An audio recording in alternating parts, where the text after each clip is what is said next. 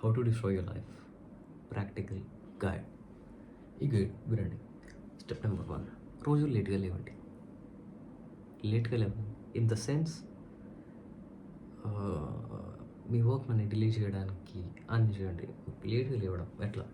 ఇప్పుడు పొద్దున స్కూల్ ఉందనుకో, 8 o'clock ఉంది అనుకో, 7:30కి లేవు, 6 o'clock 6:30కి లేవు, లేట్కి వర్క్స్ అనేసి అలా కూర్చిపోతాయి. ఇప్పుడు మంచిగా ఉంటుంది. స్టెప్ నెంబర్ 2, స్లీప్ని డిస్ట్రాయ్ చేసుకో.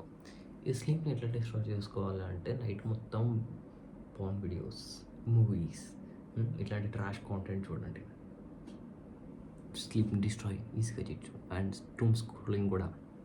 And number 3, don't touch the grass. అసలు బయటికి వెళ్ళకండి. చెప్పులు ఇచ్చి అసలు గ్రౌండ్ ఎప్పుడు టచ్ చేయకండి. That's the thing. అది మీరు ఎర్త్కి ఎప్పుడు కనెక్ట్ కాకండి. అర్థమైంది కదా? ఎప్పుడు ఎర్త్ కనెక్ట్ కాకండి. అప్పుడు మన న్యాచురల్ బాడీ హీలింగ్ ప్రాసెస్ అవ్వదు.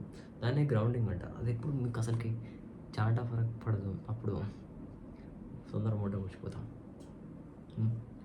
అర్థమైందా?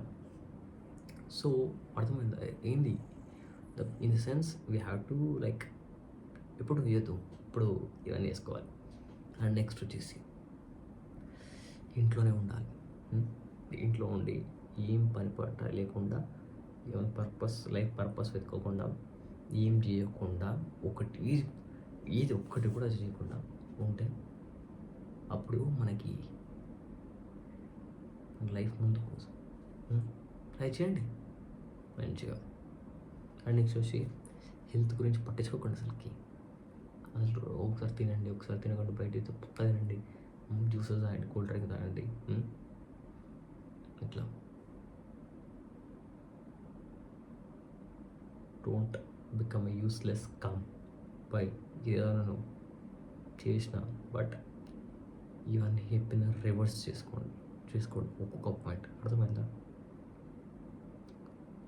డూ సమ్ షిట్, మంచి షిట్ చేయండి. బట్ ఇది బాగా ప్లస్ చేయకండి. ఓకే, మంచిగా బయటికి వెళ్ళి మంచిగా హెల్త్ని కేర్ చేసుకోండి.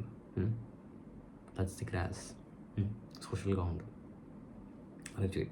That's my thing.